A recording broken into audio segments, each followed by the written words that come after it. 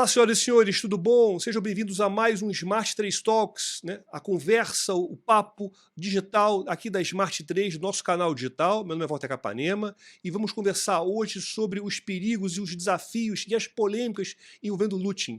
Vamos conversar hoje com o Dr. Marlon Reis. Ele é advogado, professor, palestrante e um dos autores da Lei da Ficha Limpa.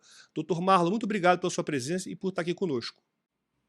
Muito obrigado. Eu que agradeço por essa oportunidade e fico feliz de poder estar com vocês aqui nesse programa tão importante, Smart 3 Talks.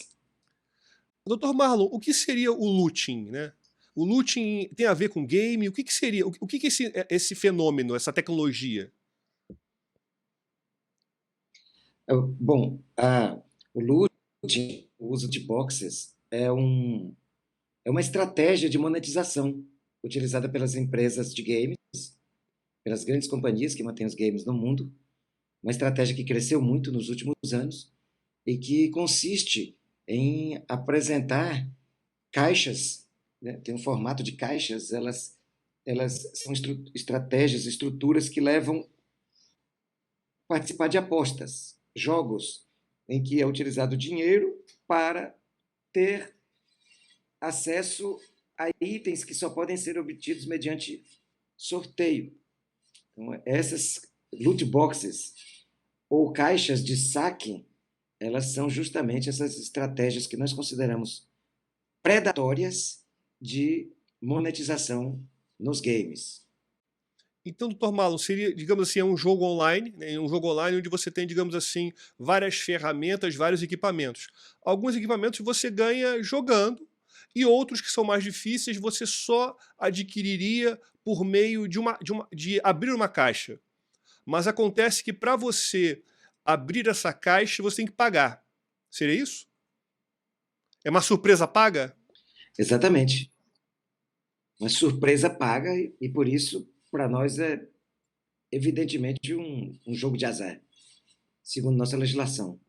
E itens importantes como jogadores famosos no jogo FIFA, como armas, armaduras, roupa e vários outros itens em diversos jogos famosíssimos, só podem ser adquiridos através dessas caixas de saque ou caixas de sorteio. E para ter acesso a elas, o usuário tem que pagar. Em alguns casos, é possível obter algo similar sem precisar pagar, mas os que pagam encurtam muito a distância. Então, os que pagam têm vantagem sobre os que não pagam, o que acaba fazendo com que haja a tentação de se utilizar as caixas de saque. O senhor falou que isso seria como se fosse um jogo de azar. A gente não pode, de repente, pensar com uma visão mais crítica que os jogos de videogame hoje em dia, videogame quando digo PC e videogame mesmo, eles não estão se tornando lentamente grandes máquinas de jogo de azar, porque antigamente um jogador para vencer, ele precisava ter uma agilidade, um conhecimento, uma estratégia. Agora ele precisa ter dinheiro. Sem dinheiro, ou ele não ganha, ou ele, para ganhar, como o senhor falou muito bem, ele vai ter que passar uma jornada muito grande. A gente pode, então, dizer que os jogos online hoje em dia estão se tornando armadilhas para jogos de azar? Sim, especialmente por causa das loot boxes. Essa estratégia do looting, ela é uma estratégia que já está sendo considerada como estratégia de jogo de azar em vários países, inclusive já foi proibido na Bélgica e na Holanda. E nós esperamos que o Brasil seja o próximo país em que isso vai acontecer. Não todo game, né? Nós não somos, não temos a indústria dos games, fazer um trabalho formidável de criatividade, Sim, de sim. tecnologia. O problema é essa estratégia em particular, mascarando o que o universo dos games chama de pay to win, que é pagar para vencer, e que é deplorável, porque o ambiente dos games sempre foi um ambiente de busca de qualificação, de empenho, de desenvolvimento de estratégias, ganho de experiência. E tudo isso é secundarizado pela estratégia das loot boxes. Não é à toa que os próprios usuários avançados eles são todos contra as loot boxes. Isso é algo forçado pela indústria dos games para exagerar, exacerbar a monetização, indo para campos absolutamente injustificáveis do ponto de vista tanto do direito como da psicologia e tudo que está relacionado ao desenvolvimento saudável de crianças e adolescentes. O senhor falando aqui em relação ao desenvolvimento de criança e adolescente, a gente poderia imaginar, a gente pode pensar no loot box como uma ofensa, uma ameaça ao desenvolvimento das crianças e adolescentes? Haveria aí esse conteúdo lesivo? E, a nosso ver, claramente, porque, inclusive, a Associação Nacional dos Centros de Defesa da Criança e do Adolescente que nos pediu ao nosso escritório para promover uma série de ações civis públicas relacionadas a isso, tem isso muito claro.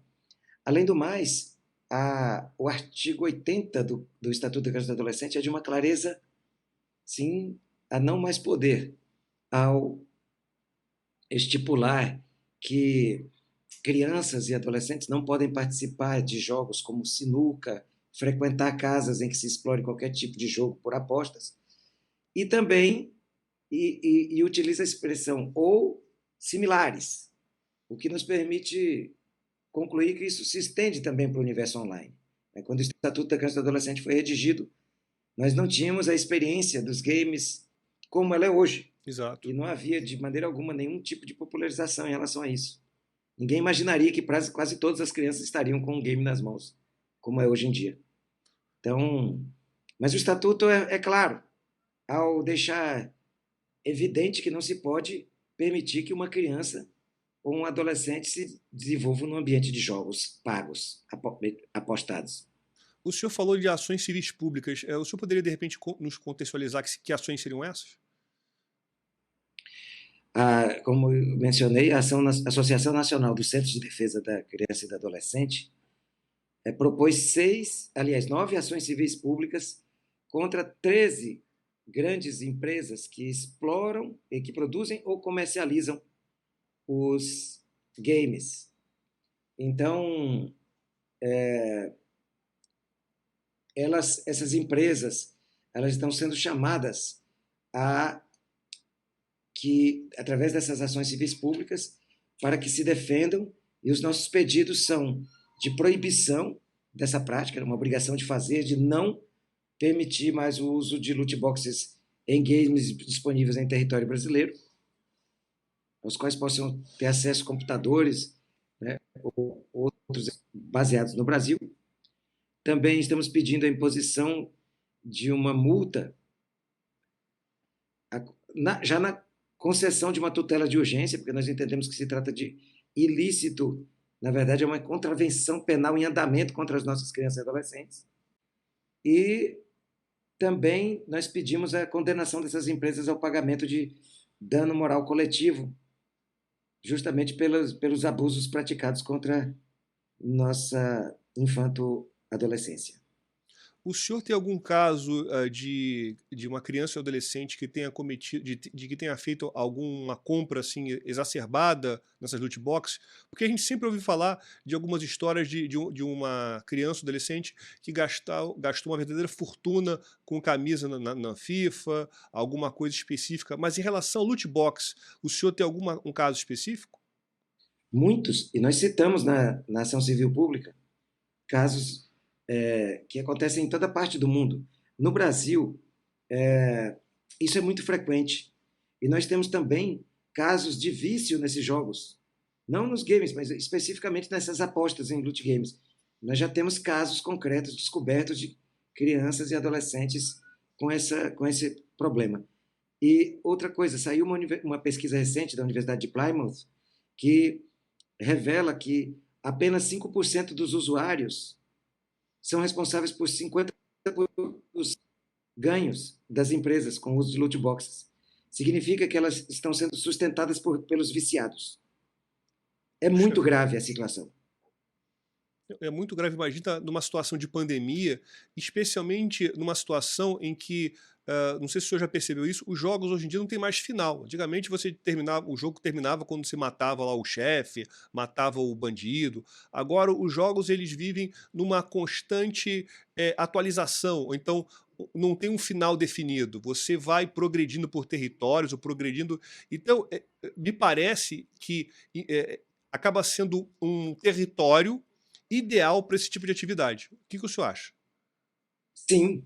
E a outra situação correlacionada a isso são as temporadas. Jogos que só servem por um ano. E depois, para continuar jogando, precisa ir para a próxima temporada. É o caso do FIFA. Então, na nova temporada, o usuário entra sem nenhuma conquista econômica decorrente dos investimentos feitos na temporada anterior.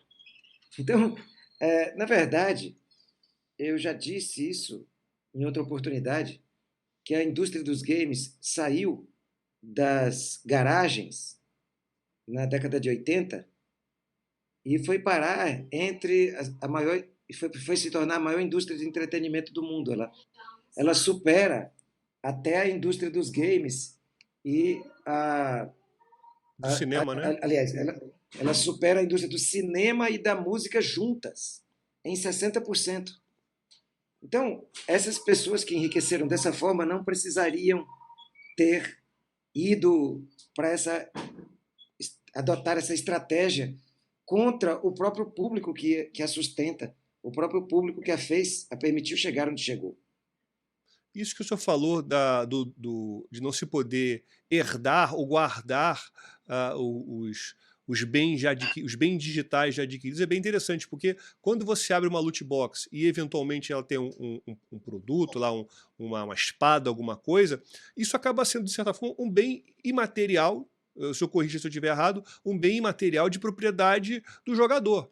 Ele poderia guardar aquilo, vender, fazer o que ele quisesse com aquilo. Mas o que acontece? Para limitar o máximo possível o uso dessa propriedade, o gozo dessa propriedade, você não pode utilizar numa próxima temporada, ou então você não pode revender, ou só pode revender pela loja. Então o que acontece? Acaba ferindo não só essa relação do ECA, né, a relação da criança e do adolescente, mas também eu acho que o CDC também é ferido. Eu acho que o jogador, enquanto consumidor, ele acaba tendo os seus direitos feridos por essa prática. O que que o senhor acha?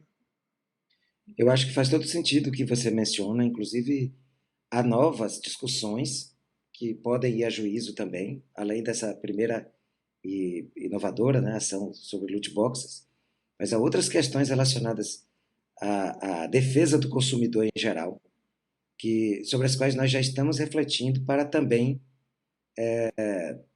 levar ao judiciário essa discussão. O que levou o senhor, que sempre atuou tanto no direito eleitoral, sendo inclusive um dos autores da Ficha Limpa, como nós falamos aqui no começo, a estar trabalhando com o direito digital e com um tema assim tão interessante, tão inovador? O caminho que me levou ao direito digital foi justamente o das eleições, porque se é um campo do direito que está totalmente digitalizado, é o processo eleitoral. Verdade. E com isso eu me mergulhei no estudo do direito digital, primeiro por causa das eleições, e depois me apaixonei por esse campo aí como um todo, com tantas inovações. E como no meu escritório nós temos uma parte que é muito fundada às ações coletivas, nós temos pensado muito sobre o direito digital na perspectiva da proteção de direitos fundamentais transindividuais. E aí não tem jeito. A minha ligação com causas sociais, com temas sociais, que me levou a ser um dos protagonistas da conquista da lei da ficha limpa, nesse quadrante da minha história me traz agora para o direito digital, correlacionando direitos fundamentais e direito. Doutor Malo, é interessante, eu sou sempre inovando aqui no direito, né?